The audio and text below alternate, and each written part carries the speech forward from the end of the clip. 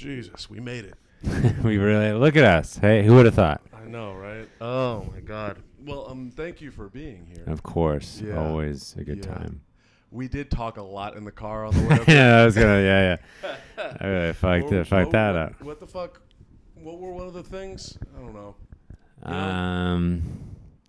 Yeah, we just talked about like interesting guests you have. That's right. I think like it's the. How long have you been in Chicago now? My 3-year anniversary was like March 30th, so I just passed it actually. I think.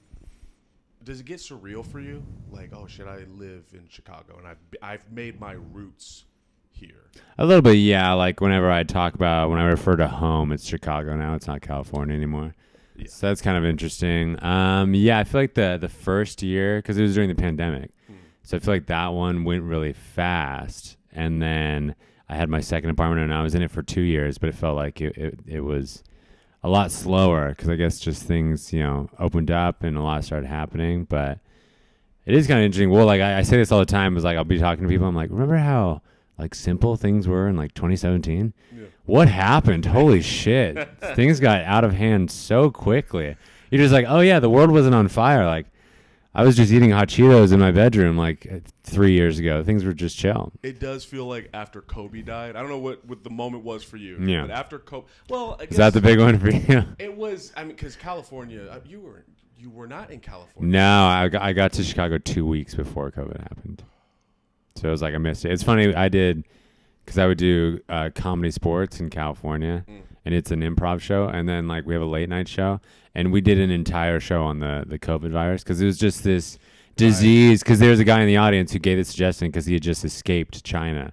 And we were like, okay, let's do it. And I just like how ignorant we were because it was just this like random thing we thought in a different country. Yeah. And then it just became into this thing. Yeah, there's probably going to be a lot of like documentaries where they take YouTube clips of people joking about coronavirus. Just put it together. Be like, in like December. How silly we were. No, but it's in when I was going through the list of people, I'm almost on episode 100. Oh wow. Yeah, that's a lot. How many returning people have you had? I think only 5 or 6. Oh wow. I've talked to a lot of people. That's a lot of people. I'm starting to realize, and it's like I don't know.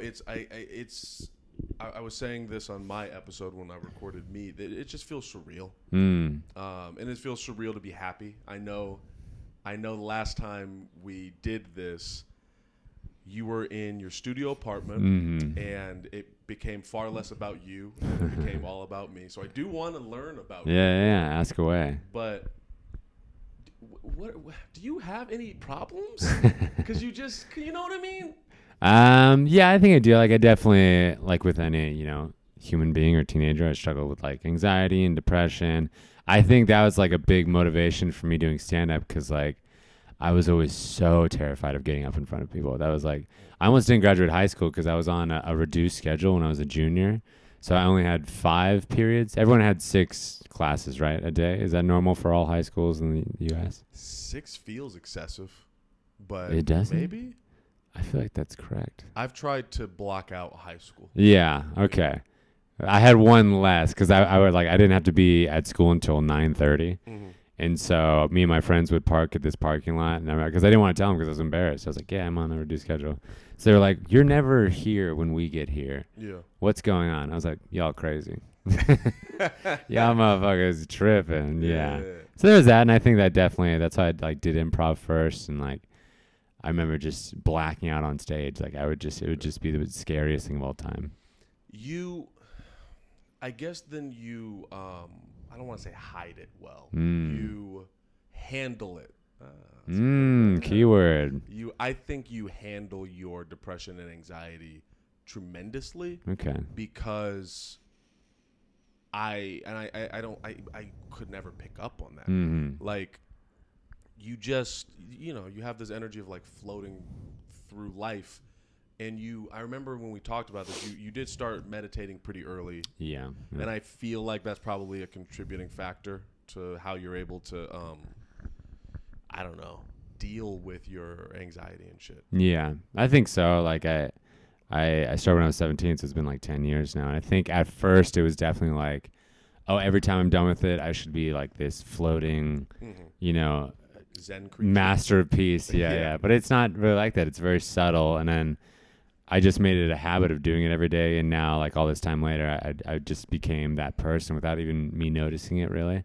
It's just like how I deal with things. And what were you like before you started meditating? I think I was a pretty nervous person. I feel like I was an introvert who forced myself to be an extrovert. Because, like, I always had an idea of, like, doing comedy in some capacity. Me and my friend would make, like, videos in high school. I mean, everyone did. And I go back and I'm like, oh, God. We had this video of, it was this kid who went to summer camp. It was a summer camp on learning how to kill yourself. Like, they would teach you on how to kill yourself. But the camp counselors would keep killing themselves. Because they're like teaching the class. It's a kind of funny. But the way we did it, it was like so dumb. Yeah. And just like, so I always had an idea of I wanted to do something. And so it kind of started off with like, oh, I could act or just like write and stuff like that. And then I was so scared of getting on stage and being in front of people. Like in high school, if I had a presentation, my voice has always been very low. And so I would call into school and pretend to be my dad and I'd call myself out sick. It would always work. And so, like, I almost didn't pass high school because, like, I would refuse to do presentations because I was just so scared. Was the fear just the fear of judgment? Yeah, just that. And just like being up in front of people. I mean, just like anything. It's scary putting yourself out there, and especially stand up. It's such a vulnerable thing. And I think this is where I'm weird. To me, that's not scary. Okay. Like the, doing a presentation. I was always the first to do presentations and the first put myself out there. Maybe I'm just naive or dumb because it never worked out for me. Like putting myself out there always led to some sort of fucked up thing happening. But I don't know. There was just something in me. Is there any part of it that does scare you? Or is it just excitement? Or maybe there's a nervousness, but that's why it's exciting. I can understand that of like, something new and you don't really know what's going to happen. Are we talking stand-up or what are we? I guess because since you just use the example of like getting up. Yeah, I guess like stand-up, but I guess, I mean, you did like performative stuff before stand-up, right? Yeah, I did improv for 10 years. I don't know if I told you that. I had no idea. Yeah, I started when I was 14 in high school. I did it all throughout high school. Then I set up my own team in college. And I was teaching it at my school, and I was also at the National Comedy Theater. I didn't know any of this. Yeah, improv for 10 years. But I have a bad taste in my mouth with improv. Okay. And I think Join the Journey podcast. Time to talk about race. It always kind of. It always comes to that. Is it because where you lived and? Improv is generally a very white art. Yeah. It's usually. I mean, how many black improvisers can you? Yeah, I can't name a single one. Hey, there's Wilder. Wayne Brady. Wayne Brady. Woo. Do they? Yeah. That's definitely improv. Yeah. Sure. So, I felt ostracized. I don't know if is the right word. Condescended to in my improv team in high school. I remember. So I was. There was me. I'm not saying names. It's me, a guy, a redhead guy. Oh yeah. No, I'll find him. A redhead guy. Yeah, a redhead guy. I know him. Yeah, you know how they are. I'm in his club. Yeah. Right. And a girl with giant breasts, like unnaturally large. Her like medical problems in the future, probably. I would say so. I hope she's doing okay. Yeah. Maybe that's why she was racist. She was hurting. She was hurting inside. So if these damn titties weren't so big, maybe I'd like black people. Jesus Christ. That's what it was. So we were on this team together, and we were in the theater together, and I went through all of improv just along with them, and then college, we all went to college. I think they kept doing it in like LA, and I was doing it in San Diego. And I remember we went back for the reunion show, so the following year, and they like sidelined me. Yeah. I remember going back and being like, okay, I continued doing this. I teach it now. That's fucking whatever. And I remember feeling like you're all condescending me right now. You're treating me like I don't know what the fuck I'm doing. No explanation or anything like that? No, but I think there's a lot of internal, like, I think what's difficult about liberal racism is it's not as blunt. Like, when you're dealing with someone who just straight up says, I don't like you. Yeah. It's like, well, okay. Well, at least we're on the same page about that. But when you're dealing with, like, improv racism, it's cloaked kind of. It's a little It's really subtle. hard to describe it. Mm-hmm. And I think I told you, it is turning into a therapy thing. I knew it was going to fucking happen. I got you. Yeah, right where I want you. Right. So your father, you said he was I told you I had a therapist. When was the last time you cried? Dude, I cried yesterday. Really? Yeah. From emotional pain, or was it something that brought it on? It's the same thing, but like, were you watching something, or you hear a song, or? No, I'm gonna try to keep it vague-ish. Yeah, go ahead. Overwhelmed. That's a good word. Yeah. How do I put this? I basically, I've had a lot of distance from my family, and it's helped a lot. And as of recent, I'm in a situation on a business level of having to deal with family again a little more. Okay. And I was like, oh yeah, this is why I fucking. Yeah, like this is a lot. This is why I left. So I let it go. Sorry. There you go. This is why I left. This is why I drove thousands of miles to get the away fuck away physically. From this. Yeah. And it's the behavior is just it's unhinged. Yeah. And so like so I found myself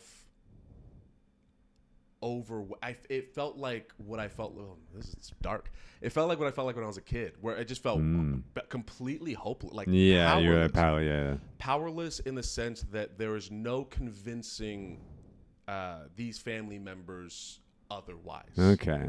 And that's really frustrating, especially when like money is involved. You're trying to make a business work and all that. So I'm very close to being like, yep, okay. I tried this with you guys. Fuck yeah. I did my best. But we are going. What is this? How did this start?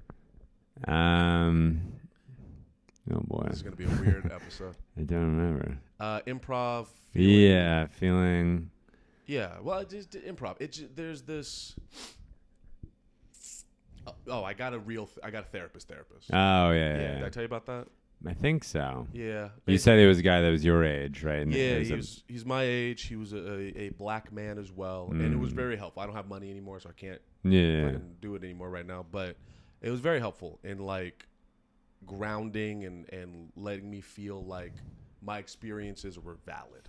Did he take the lead, or did you have stuff coming in where you had questions for him or topics you already wanted to discuss?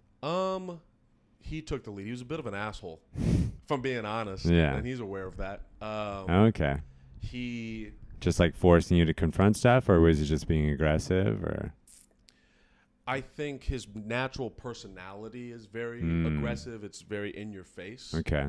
And I remember early on being like, whoa, internally I'm like, I don't like you. Yeah, slow down, brother. Yeah. I was like, well, I'm going to give this a few tries because, you can't, it's not all going to get fixed in one day. Sounds like it grew on you, though, a little bit. He did, in the end, yeah. He grew on me, and I understood why he behaves the way he does. Okay. And there's this piece of me that was like, I need to thicken my skin in this way anyway. Like, I'm paying this guy to help. And he has in my head, I was like, he has no reason to not help. Yeah. It's his fucking job. So whatever he's doing it for a reason. So I was like, all right, let me just be patient with this. And I think he learned how to communicate with me. He understood like, oh, I don't need to be so aggressive with this person. I've had a really bad therapist. I don't know if I told you about this. It was a guy, because I was like going to different ones and seeing, because you gotta, like them, and there's many different ways going about it. It was just like this old white guy, and like he literally just wasn't making sense. He would just say things to me, and he was like, "Oh, you're sad? Fuck you." He'd say like that, like he was like playing a character. It was like an old timey. It's strange. Like I still to this day, I'm like I don't know. How old were you when you had the therapy? I was like 19 probably. Okay. Yeah, and he would do stuff like that, and then like the therapy session was like maybe 40 minutes, and they took me outside, and he was smoking a cigarette, and we were still doing the therapy session like outside of his practice, and like he was smoking a cigarette. He was like, "I'll see you next week." I was like, "No." How many times did you say That was the only time. It's like, fair. it was just strange. It was just I don't know why he thought that would work or like what even his process was. It's weird how therapy, it's just another person who also has. Yeah. Eventually, yeah. That's what I was. That's why I was like, oh, he's your age. I always think of like therapy of just being like an older person. I mean, I don't age doesn't make you wise, but it does a tiny bit. Experience and yeah. You know, you could be a mature 16-year-old, and that's not. Yeah, I don't know if I could do therapy with someone who's younger than me. That would piss me off. It would get. I was like 10 years old, and then I'm like, you don't even give me that clipboard. You don't even know, Sonny. Do you remember VHS? Listen here. Take your glasses off. I'm talking to you. Look me in the eyes. Do you have a therapist now? No. I thought about getting one, but I wouldn't really have anything to talk about. Maybe just like general. That's what I'm. Okay, literally that right there. You have not. There's like, and I'm not saying I want there to be trauma in your life. But for me, it's hard to wrap my mind around like not constantly dealing with a trauma or a thing to move forward. Do you know specifically like the specific things? You have a general sadness and just time. I mean, we all feel wonkies in the right time. Yeah, you just sometimes you wake up, you're like, I feel like shit today, and I don't know why. It's emotional shit. It's I know where it's coming from now, yeah, and I know I have better tools to deal with it, but it's still there. Yeah. And I'm kind of coming to a place of accepting like I don't think it's ever gonna go with like the trauma is so ingrained, it's deeply rooted. Yeah, so I don't know if I'll ever. And what do they say? Comparison's the thief of joy. So I don't want to compare myself to you, but I would say that my goal is to have the same light feeling that you seem to give off. I think I give off a heaviness. Okay. Which, I don't know. You're not me, and I'm not you. Do you know what I mean when I say you come off very light? I could kind of see that. I think it definitely would just like the meditation is just like how I think of things. Of just like stuff is always going to happen. It definitely is just how you react to it. Like shitty stuff always happens, and I think it's just the way you can look at it, and just kind of with meditation is always like, yeah, it'll come up, but you just got to let it go and then move on. Because like you're not helping anyone by being angry or. But internal. Okay. You are correct. Yes. Fuck you. You're right. You have control over how you react to things. Internally, though, are you something upsets you, right? Like you get in a car accident. Let's knock on wood. You just got that car, but you get in a car accident. Obviously, you can react calmly to that, and I can actually even imagine how you would react to a car accident.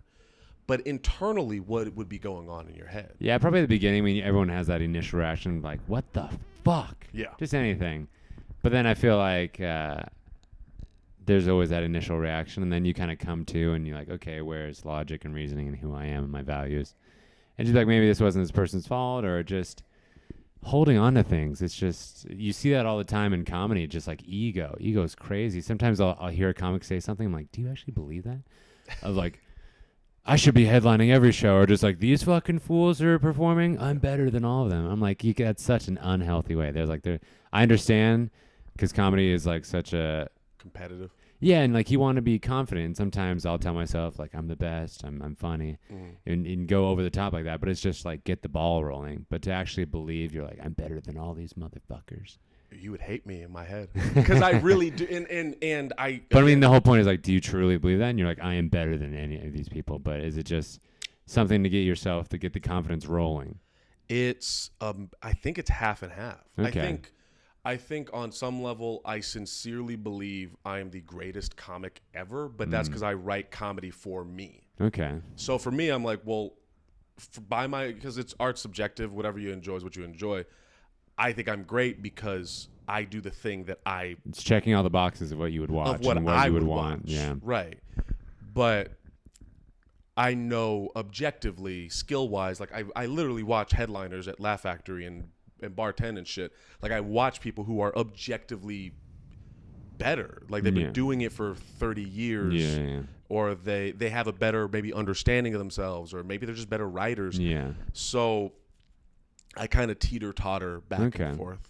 But I've definitely had the mean the ugliness that you're describing. Hard not to, yeah. But it doesn't seem hard for you, I think. I think is what I grapple with. Yeah. Who's your favorite comic? I don't know. We probably talked about it, but I just don't Chicago remember. or in general? Ooh, we can do both. Ooh, okay. This is fun. If I'm to go top 5, top 5 all times. Bill Burr. Oh, I like Bill. Yeah. I love Bill Burr. To dig into him a little bit, I love watching him progress. Like younger Bill Burr, and modern Bill Burr, they're very different people. Yeah. You see the through line, but I really like that. Okay, that's my first one. What's your first one? So is Bill Burr your number one? You're going by like ranking. I mean, that's kind of hard to do. I'm gonna just say general top 5. Yeah, that's fine. Louis. I mean, I love Louis so much. He just makes so much sense. What is it about?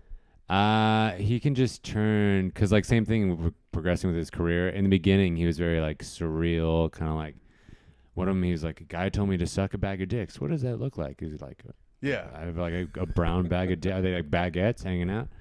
But then like he just gets into his family, and you can it's an obvious transformation. You could see it. He just talked. He can just like turn anything into something funny. Just everyday stuff. Where I'm like, oh, that's such a good angle. No, I think this is kind of indicative of both of us. Mm-hmm. What it is that I relate to with Bill Burr is the anger. Is watching a guy deal with his anger. Yeah, get it out on stage and kind of right. And it sounds like you're at this angle of he's a unique person. Yeah, a unique writer. We were even talking. We were talking about. Oh my God. Let me word this in a way that's appropriate. Comedians that have a unique voice. You named a few. Yeah, like Zach Albers or Paul Miller. There you go. They have a Riley? Ryer, cameraman. Ryer. They have a unique way of. You seem to latch on to the someone that is just hyper unique. Yeah, I mean, you just going to open mic so much. You see 25 comedians a day. You're like, everyone's done an abortion joke. Everyone's done a Tinder joke. You're like, please give me anything. Yeah, I never want to hear about Tinder again. I know, yeah. Ever. It gets tough. And then Chappelle. Yeah. Chappelle for me. I would say like his early stuff, like For What It's Worth and Killing Him Softly. I haven't, honestly, these last 5 specials, I've seen like half of one. How do you, Yeah. How do you feel? I think I don't think he's so much like a comedian anymore, because he doesn't really like do jokes. He's good enough that he can just talk. But he feels more like a philosopher, just kind of like a preacher, Carlin, right? man. Yeah, a little bit where he just kind of like rants, which is fine, but it's just not something I'm super into. Yeah, it's been tough. Yeah, for me. It's like, the trans women. Yeah. Okay, cool. It's really tough to like grapple with all of that, because on one end I'm like, amazing comedian, very impressed by his career. The move to walk away from all that money hits. There's something about that that's important. Absolutely. On the other hand, I'm like, dog, how many specials do we got? Like, okay. Yeah, we get it. There's so many other things. I'm impressed that you're able to make that much material on the same topic. That's crazy in and of itself. But it's also like, man, I don't want to hear about this anymore. Yeah, you've already dug it into the ground. I'm good. And then I'm like, okay, well then being around trans people, I get why they're upset. It makes sense. I've listened to the stories. I'm like, okay, I see what bothers you about this. But on the other hand, it's like he's coming at it from a black male perspective. Yeah. And I don't know if you've talked to a lot of black men about the trans community. I don't know. No, not really at all. The frustration comes from a jealousy. I think he even said it at some point in one of those goddamn specials. I couldn't even count them anymore. But he said, like, I'm jealous. I'm jealous that how quickly and efficiently your movement is going. Oh, how it's accepted and like kind of everyone's on board with it. Yeah, that's something that's kind of hard to describe. Yeah. That's like I mean, based off of our cultural historical view of gender and sex being so binary, to describe that is really hard to do. And a lot of people have been like, yeah, okay. Yeah, that sounds good to me. Yeah. I'm on board.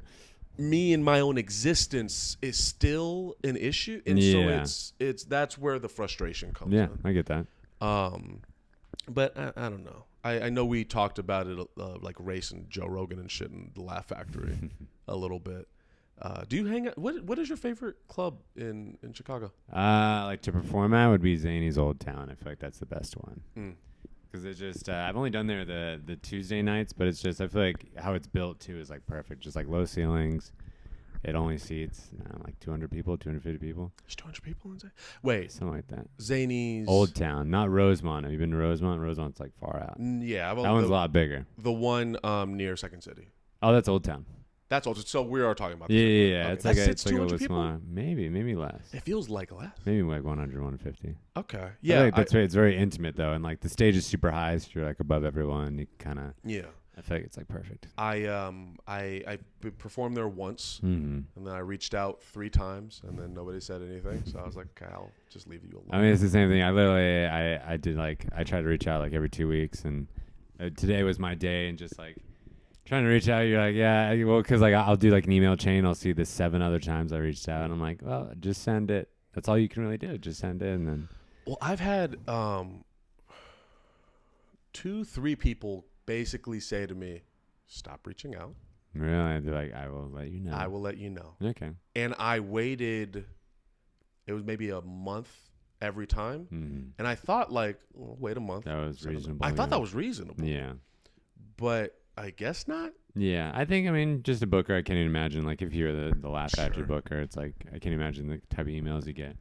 Yeah. And that's just part of it. I mean, you just got to work on getting better, and then people will understand that you're good. Yeah. And it'll come in time. I've gotten to that place more now. Like, when I first moved out here, there was a lot of frustration, and now I think part of it is like the drawing and the jujitsu and like having other shit to focus on. Yeah, instead of just all the time like I need to be writing jokes and getting better. Burns you out. It really, really does. Yeah, but you're smart. You've been doing a lot of road stuff. It looks like. Yeah, I've been. Yeah, I like it. I really like it. Yeah. I went to St. Louis with Donovan. That's right. And I mean, the shows were not much to speak about. Doing 5 minutes after a 6-hour drive is really. Yeah. Well, it's part of the experience. Yep. But it was what was cool about going with Donovan was he took the consideration to be like, let's go in the Arch. The arch. I wasn't even thinking about that. I didn't even know that you was could just drive through it, or was it even the arch? Yeah, what is it? I don't even really know. So the arch is like the bean of St. Louis, except you don't go inside of a giant structure that's super high at the bean. He ordered like tickets or something and to go. Yeah, to go in. You go inside and there's a whole museum and inside the arch. Inside the arch. Oh, I thought it was just like literally like a. Just like a structure, like a statue, or like the bean. Yeah. I thought it was like. But it's I thought you must look be at huge then. It's huge. Okay, holy it's shit. It's huge, and then you get into this pod, and it takes you all the way up to It's a small city, an economy. The arch economy, they have their own currency. It was so cool. That's fucking crazy. And it was. I like the Donovan, and he drove and was like, "Let's go through the neighborhoods." Like he knew what to explore and what he wanted to do. Yeah, he knew where to explore.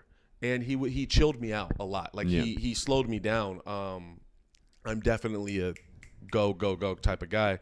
There was a point where we were sitting, we were eating, and the show was like, we had it in maybe like 8-9 hours later. And so I'm eating fast. I'm like, okay, we gotta go. And he's like, what? We're not. Yeah, what's going on? Why are you rushing, man? We're not going anywhere. Yeah. And I was like, that's fair. So that was cool. Comedy on State went up there recently with Rachel. I wasn't on the show, but it was still I bet. Cool. The place is incredible. Now that you have a car, where's your plan? Yeah, I've been trying to reach out, get like emails. I know there's a sheet somewhere, but like I'd probably just try to go to like the open mics. 'Cause that's really kind of what you got to do. Like Comedy on State. I know that there's like CG's Comedy Club. I've been to Comedy Vault once. You've been there, Batavia? Where's Comedy Vault? At Batavia, wherever that is. It's like an hour in the suburbs. Okay. It was really good. I mean, it's like it used to be like a bank, and it's, the only comedy theater within, whatever, how many miles, so people come out. I think those are the best spaces. Yeah, really. Because they're grateful for it. They appreciate it. Out here, nobody appreciates it. You don't get us. Also, this has been the most poorly put together experience. So it's running. It's good. It's been recording. But the battery is about to die soon. And I don't want it to die in the middle of this conversation. Yeah. So. Is it like a wall socket one? Can you plug it in? Or is it an actual, you got to take it out? You got to take the whole battery out. Yeah. I'm of all the people for this to happen to, I'm glad it's you because of your patience and your level of meditation. This is the one time I blow up. I go, no, I need to be on video. This is the line. Yeah. Does the mic still work? The mic still works if you don't care if this does. It doesn't matter to me. Okay, cool. Yeah. You got to list me your 3 other top comedians. Ooh, okay. So you can just do all 3 and then we can go. Okay. Oh, so hard. Ali Sadiq. Notice not any women. Interesting. Yeah. Oh, fuck. Do I even like? Yeah. There's not that many. I mean, just it's tough because there's so many guys compared to the ladies. Is there a female comic where I'm like, her? There's good ones in the city because I know them personally. I've seen them do a lot of stand-up. This is true. That is my defense. Yes. I think fame is the Mount Rushmore people. It can be tough. Yeah, I don't watch like too much like. I don't even watch comedy. That's what I'm saying because you're around it so much. You watch it live. I don't go home and like watch special after special. I'm like, I want a break. Yeah. Yeah. So Ali Sadiq, I've seen a few clips. I don't know him too well though. I like his chill nature. Mm-hmm. Like he's definitely himself and he's very unique. Yeah. Probably Ali Sadiq. I feel like Chris Rock because it's Chris Rock. Do you like his last special? I feel like it was clouded by the slap. Yeah, I was very much like, fuck that bitch. And everyone was like, yeah. But there wasn't like too much of a joke to go with it and kind of. Yeah, it felt like the special, everything. First off, I think he was smart that he waited for the end. Yeah. But that whole time in the back of my head, I'm like, all right. you go and talk. Let's hear about it. Yeah, let's go. And I feel like that clouded the rest of the material. Yeah. Like, I don't know how I would have perceived it had the slap not happened. I could see that. And then as far as the that chunk, the 7 minutes, I thought I enjoyed it. I think he said his piece. I think it was the first time I've seen Chris Rock so vulnerable. Yeah. Yeah, by the end, he's like shaking a little bit, and there's like, he's about to cry. Like when he was talking about the slap, he was just wow. When he was in that part of it, because there was real anger there. Yeah. And it made me think, oh, what if Chris Rock was less polished all the time? Because he's such a word for word. He's a joke machine. I've heard he goes up on stage and like while he's working on stuff, he'll just read it literally off the notebook. Yeah. I want to see him be that vulnerable more often. Okay. But what about you, sir? So I already did. I did Louis. The first comic like ever fell in love with was Dan Cook. It's so funny because like everyone hates Dan Cook. I mean, of course, I was 12 years old, and like I think saying the F word and yelling a lot is very funny. Yeah, he moved. But around. I know. Yeah, he's electric. I think he's so funny. He'll just have like a special place in my heart. Dane, and then there's like people that your tastes different change when you grow up. I think Rory Scovel is very funny. Have you seen Rory Scovel at all? A little bit. He does a lot of like just completely. He did like 2 specials. They were completely improvised. I don't think it was like crowd work because everyone's doing the crowd work stuff right now. I think it was just like literally just improvised bits, which I like a little bit more. Crowd work's okay if it's done well, but it's just I've seen it so many times where it's just like. I like Andrew Schultz crowd work. I saw a little bit of that episode. I know he's very good at it, and so I know that's I think he might be that's the highest level crowd work, which I can understand, but I've just seen it.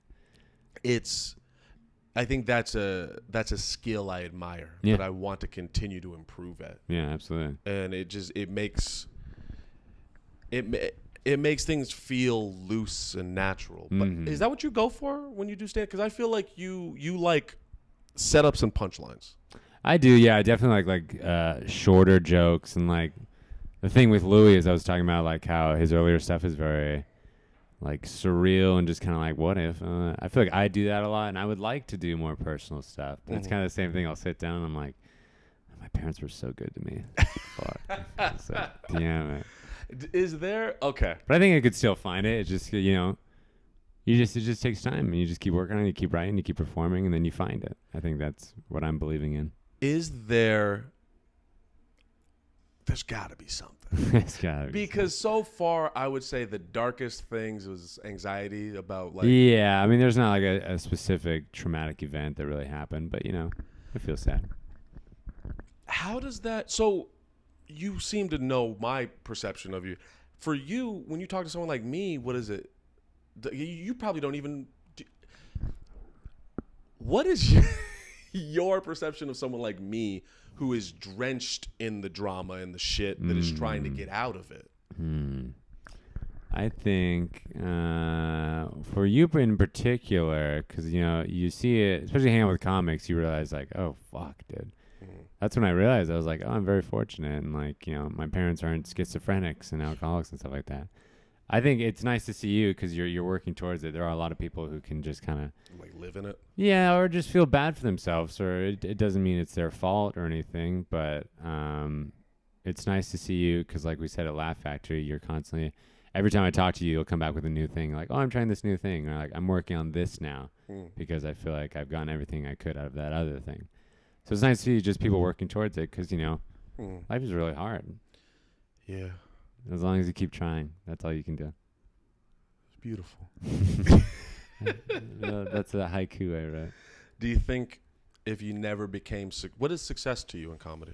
Yeah, I think we talked about this last time. I never really had like delusions of grandeur or anything. Like I like my privacy. I like doing my own thing. It'd be cool to be like a level of fame where like maybe sometimes people would notice me in public, but if I can't go to Target, that would be a nightmare. I'm with you on that. Yeah. I guess for me personally, it's live off of it. Just live off of it. Feel good. Yeah. Tell jokes. Yeah. If you never reached that, would you be satisfied with your life?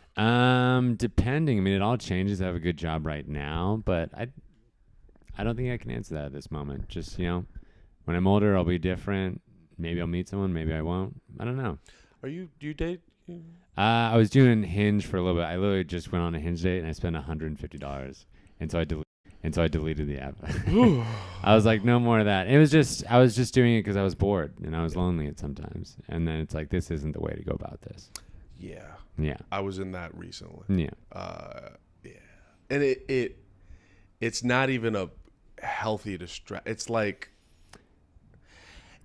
I miss being turned down in real life. Yeah. Like the swiping feels so hollow. Yeah, it's so impersonal. Yeah, it's when I first started doing the apps, it was weird. It was like, that's person. I went through 50 people in 20 minutes. I kind of think of like when I was in college. I've never really been a big drinker, but like, oh my God.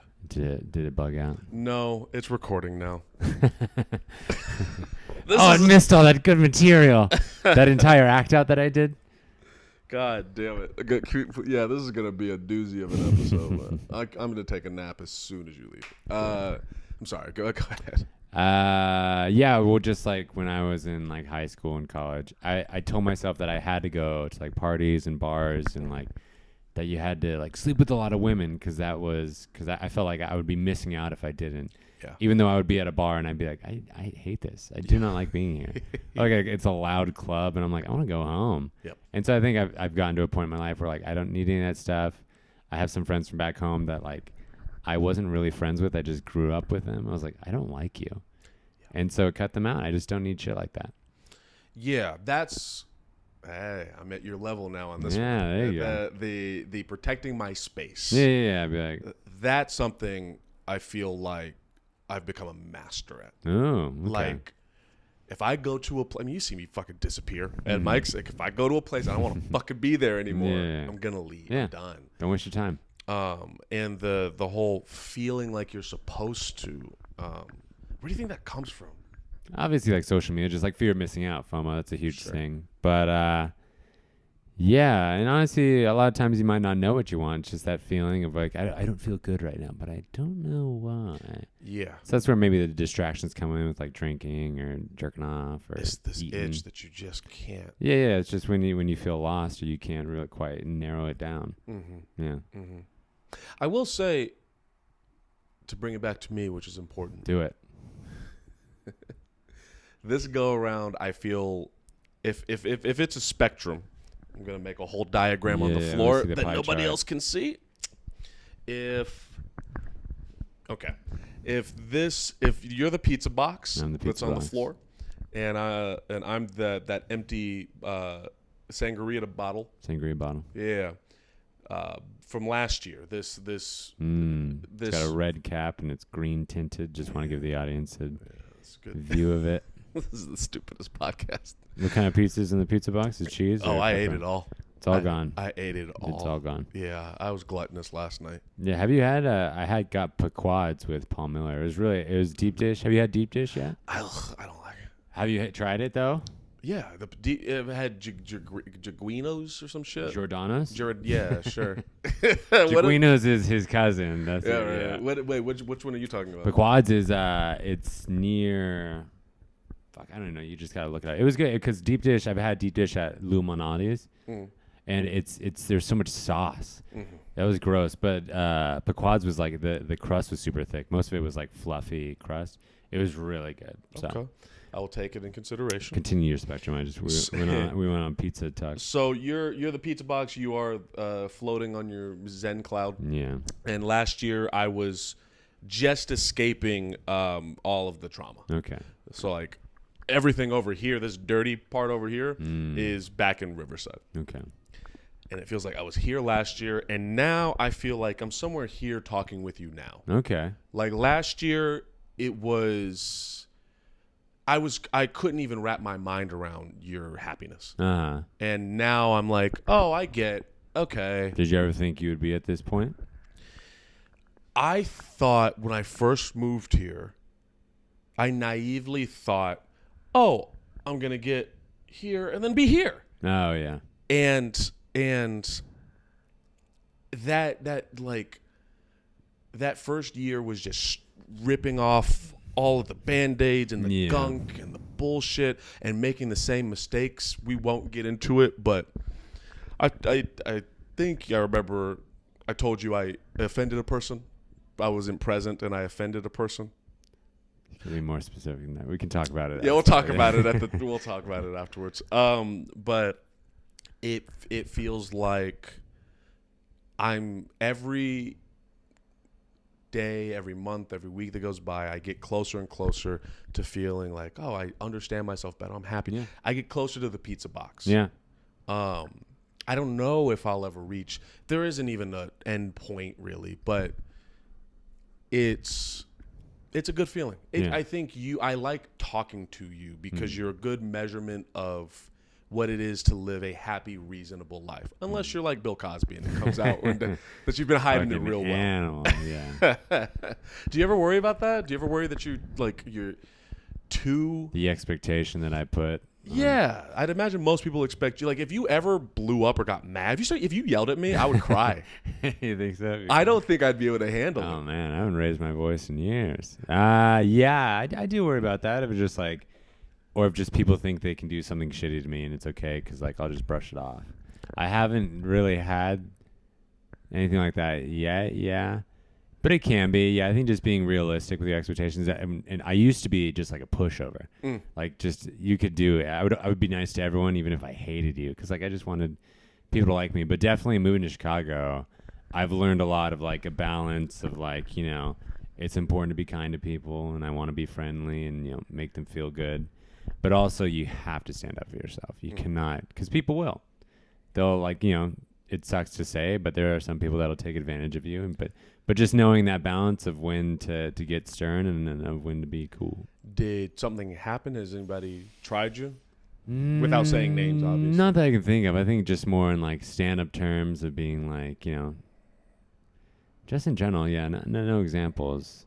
There's definitely, and it's just like people you grew up with, just people from high school. You're like, yeah, you're a shitty person, or just sometimes you meet comics. You're like, yeah, I don't really like who you are. I'm just gonna stay away from you. Without getting into it, I've met some people where I'm like, we are personalities, and that's fine. Yeah. Don't have to be. I think that's a good indicator of maturity is when you know that you don't mesh well with a person and the response is not to be around them and make more drama. Yeah. Just don't waste your time again. There's no point. Yeah. Just kind of protect your space. Yeah. Oh, we didn't get into that 5 favorite comics in Chicago. Oh, I want to know that. Oh, shit. I can go first. Yes, please. Yes, please. I need to look through my phone. Yeah, I know that's so hard. There's so many goddamn. Yeah. Just people that always laugh. There's a guy, I don't see him around anymore. His name's Cameron Gillette. He's just so funny. He'll just open his mouth. He has a special on YouTube, and it's very funny. Nice. But he's just kind of one of the people, anything he'll say, I'll just laugh. It'll just make me cry laughing. And then Ray Hollop is very funny. You know Ray, right? No, I don't fucking know. That's true.